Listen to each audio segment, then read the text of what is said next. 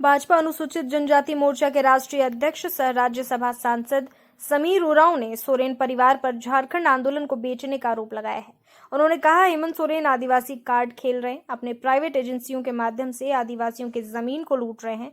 हेमंत सोरेन आदिवासी समाज से केवल सेंटिमेंटल लाभ लेना चाहते हैं। आदिवासी समाज से इन्हें कोई मतलब नहीं। संथाल छोटा नागपुर प्रमंडल में हेमंत सोरेन ने आदिवासियों के जमीन को लूटने का काम किया। आदिवासी समाज की आड़ में आदिवासियों की परिभाषा बदलने में हेमंत सोरेन लगे हुए हैं। वो बीजेपी के हो सकते हैं, अन्य दलों के हो सकते हैं, लेकिन व्यक्ति होंगे और व्यक्ति के सामने अगर व्यवहारिक रूपों से कोई बात हो गया होगा तो प्रतिक्रिया में कोई भी कुछ भी किसी को भी कहता है। पार्टी रावण नहीं मानती है। देखिए, अगर वो रावण जैसा अगर और व्यवहार करेगा तो हो सकता है पार्टी भी बोलना शुरू करेगी, लेकिन पार्टी उसको किसी को भी रावण नहीं मानती। पार्टी में किसी न किसी व्यक्ति ने किया होगा। अरे भाई, ऑफिस में भी व्यक्ति बैठता है ना। नहीं, कोई भी व्यक्ति कुछ नहीं कह सकता है, लेकिन उनके सामने उनके व्यवहारों के माध्यम से उस प्रकार से जो है स्वभाव अगर दिखाई दिया होगा तो प्रतिक्रिया में कह सकता है। स्टैंड सीधा है कि जो संवैधानिक जो आधार है, आधार के आधार पर ही यह चलेगा। यहाँ कहीं पर भी कुछ भी जो है किंतु परंतु आंशिक भर भी नहीं होगा। इसलिए ये लोग जो है लोगों को भ्रमित करने के लिए, जनता को स्वाभिमानी रूपों से अपने तरफ जो है मोबिलाइज करने के लिए तरह तरह के हथकंडे अपना रहे हैं। इससे कुछ भी होने वाला नहीं है। अब यह देश का नागरिक, इस देश का जनता, देश का आवाम इन सारे चीज़ों को समझ चुका है। वो जो है आपके माध्यम से हो, नेताओं के वक्तव्य के माध्यम से हो, कई प्रकार के संवादें बाजार में आएगी जाएगी, लेकिन अब जनता जो है देश के यशस्वी प्रधानमंत्री आदरणीय नरेंद्र भाई मोदी जी के ऊपर विश्वास रख करके उनके रास्तों पर चलने के लिए, उनके साथ यात्रा करने के लिए देश की और राज्य की जनता तैयार बैठी है। और इंडिया के जो बड़े घटक दल के नेता खड़गे साहब और उनके बाकी घटक दल के लोग ये इंडिया इंडिया बोल करके इतना खड़बड़ा रहा है, इतना हड़बड़ा रहा है।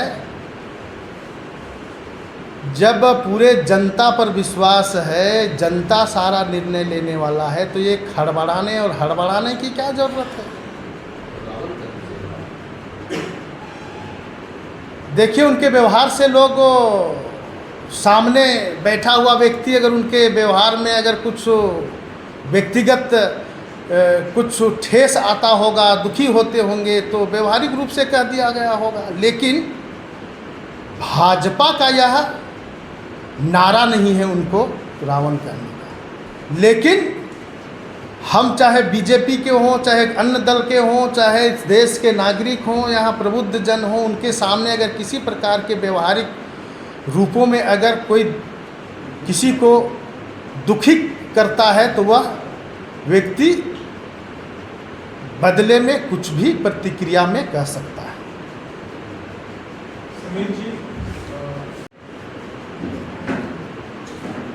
मनुष्य का एक स्वभाव और मनुष्य का विवेक और विवेक के आधार पर हम देश के एक लोकतांत्रिक की देश के एक नागरिक के रूप में रहते हैं। तो अगर हम इस देश के नागरिक हैं, शिक्षित हैं, राजनीतिज्ञ हैं, लीडर हैं, तो संवैधानिक तौर तरीकों के हिसाब से हम चलते हैं, उसी के हिसाब से हम कहते भी हैं, अपने अधिकारों की मांग भी करते हैं। लेकिन हमारे देश के और कांग्रेस के कद्दावर नेता, कांग्रेस के भावी प्रधानमंत्री